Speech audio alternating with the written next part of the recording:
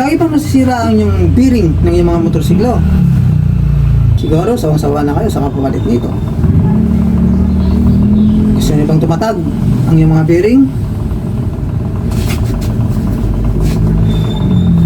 Panoorin niyo to. Tuturo ko sa inyo kung anong sikreto.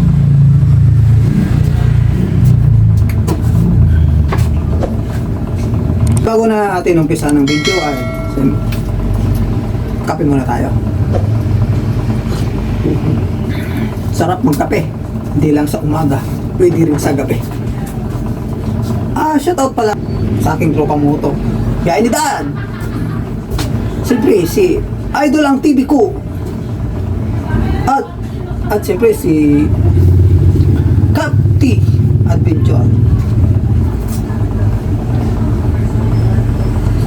Habang nagkakape muna ako ay kukwentuhan ko muna kayo kung bakit nasabi ko itong gagawin ko ngayon ay subok ko ng matatag. Dahil itong hub ko 2018 pa 2018 pa to. Naka drum brake pa siya, di ba? 2018 pa ito. Ito ay nagamit ko na nung nag-Philippine loop kami. Kaya nasabi ko matatag yan dahil yun sa pag-alaga. Pagmamayabang ko na sa inyo. Itong bearing niya, yan, stock pa rin yan. Ayan. Hindi ko pa napalitan yan. Stock pa rin yung bearing niya. Simula nang binili ko itong hub. Siyempre pag bumili ka ng hub, ay bearing na. Mula noon, hindi pa ako nagpalit. Dahil nga, yun sa ginawa kong pag-alaga. Mamaya ituturo ko sa inyo. Itong harap ko. Nakitang kita na stock yan. Ayan. Ayan siya. Papansin mo yung stock dahil nga hindi yan NSK. Hindi yan Koyo. Ano pa to? Sa Yamaha pa. Ito kasing hub ko. Pang hub ito ng Yamaha AC150. Ito nabili ko siya ng second hand. Pero kabibili lang niya ng motor na AC, nagpalit siya ng hub. Bali ang pinalit niyang hub ay pang sniper. Kasi gusto niya yung likod ay naka disc brake. Kaya hindi pa niya nagamit to bago niya bininda. Kaya tuturo sa inyo, napakadali lang yun. Simple lang, pero sigurado akong makakinabangan nyo. Tapusin ko lang yung magkape. Ngayon ay natapos ko na magkape. Madali lang to. Ganito lang yan. Babaklasin mo na. Itong gagamitin natin mamaya. Yan, ayun. Kapag nabaklas mo na, siyempre check mo yan. Tulad nito, wala pang alog. Kaya medyo malinis yung grasa dahil talagang alaga ko to. Hindi ko siya pinapabayaan lagi. Pag nag long rides kami, talagang nire-repack ko to. Gagawin natin ngayon na i-repack lang. So, chichikin natin, linis yan. Kailang linisin natin, tanggalin mo ang kanyang mga dumi. Yan.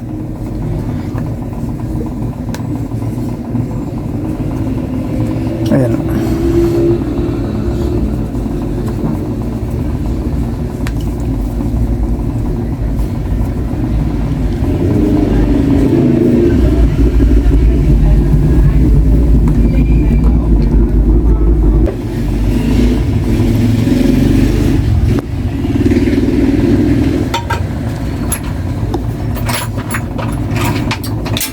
Oops.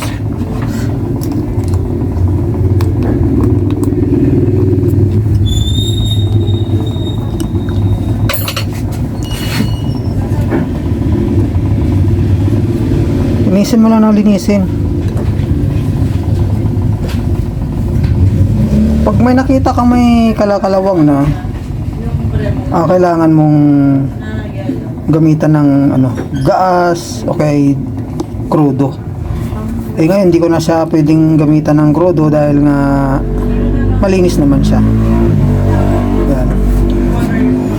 Hindi ko na siya pinapaabot ng, hindi ko na kasi siya pinapaabot na may maramdaman pa ako.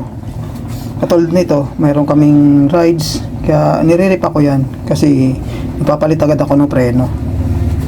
May long rides kami, kaya ganyan, yan. Ganun lang gawin nyo, linisin mo lang ng linisin yan. Kung may nakita kang, kunyari, pinasukan ng tubig, malalaman mo naman yan eh, mayroong medyo kalawang. Siyempre, susundutin mo siya. Para matanggal yung mga buwa-buhangin.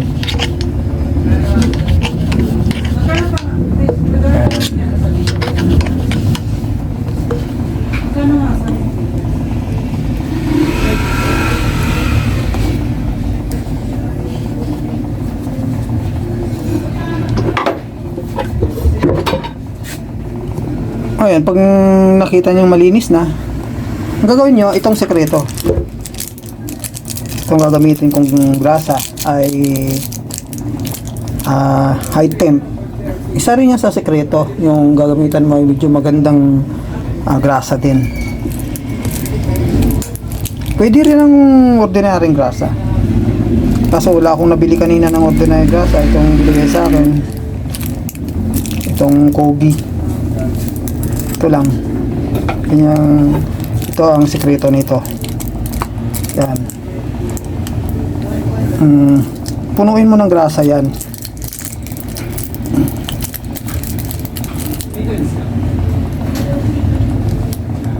Punuin mo ng punuin.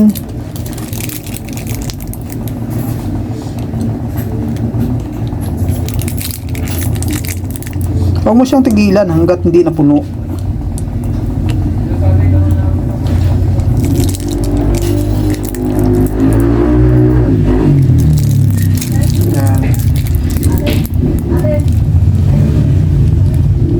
Huwag mo siya tigilan hanggat hindi mapuno ang loob. O baka sabihin nyo, hindi naman pala makakatipid. Ito, magkano lang itong grasa na to? Isang buo nito ay kasya dito. Sa halagang 25 pesos lang. Matala pag nagpalit yan ng bearing, ito 120. Papaklasin mo pa yan, diba? Makakatipid ka dito. Kailangan lang yan ang gagawin mo lagi. Pag naayos mo na, naggawa mo naman yan lagi, ay tuloy-tuloy na yan. Hindi ka na mahirapan yan kasi mayroon ng laman, katulad nito may laman na yan sa loob. Yan.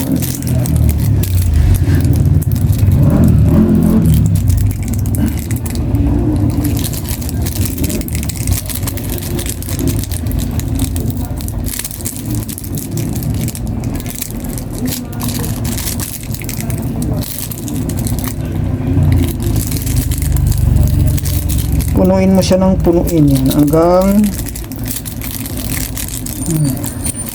ito kasya na to sa isa sa akin. Ayan o, punong-puno na siya.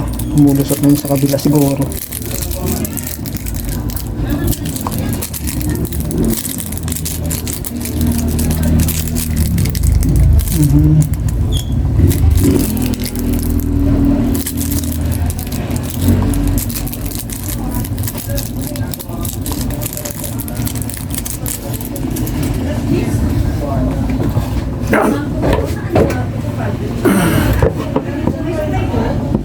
Ayun, puno na talaga siya.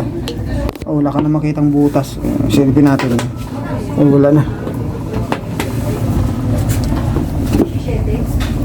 Pag napuno mo na, ngayon, ipapaliwanag ko sa inyo kung bakit mas matibay ito. Lalo sa harapan. Sa harapan nyo. Kasi, ang sa harapan kasi, mas ano siya sa tubig. Lagi siyang napapasukan ng tubig. Ito likod, hindi masyado. Kaya sa harapan ang importante talaga. Lagyan mo, punuin mo, siksikan mo ng siksikan. Kasi, ito, kunyari, nalublog mo siya sa tubig. Pag ang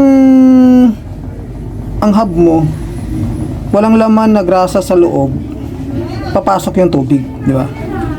Pag pumasok yung tubig, nasisira na yung bearing. Hindi katulad na mayroong laman ang loob ng hub nyo, hindi na siya papasok yung tubig eh. Lalabas na lang siya kasi puno na ng grasa ang loob ng hub mo. Yun ang pinakasekreto niya.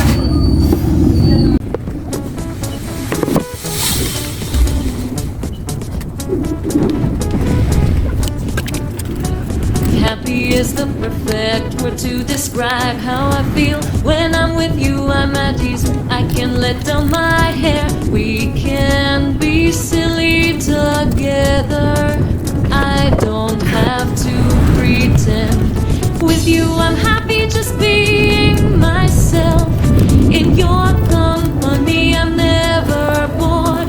We can have fun whether we're indoors or outdoors. Ayan, punong-puno na. Punong-puno na itong harap. Talagang itong harap dapat kailangan siksik mo na talaga ng todo. Kasi ito yung pinaka front ng tubig eh. Kasi sa Tapaludo kasi pag umulan dito talaga bumabagsak. Ayan.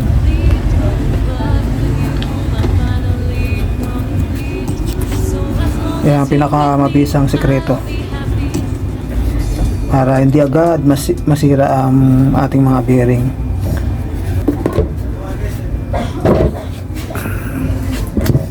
Yan, puno na siya.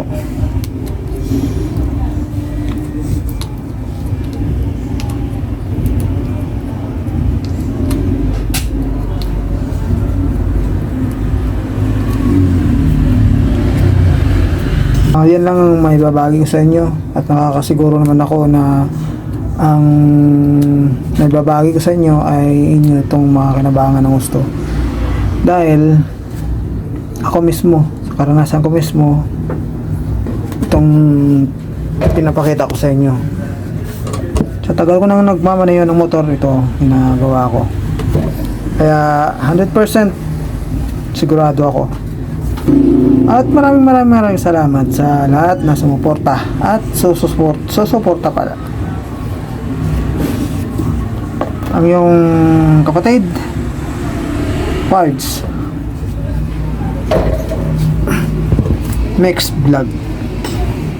Paalam.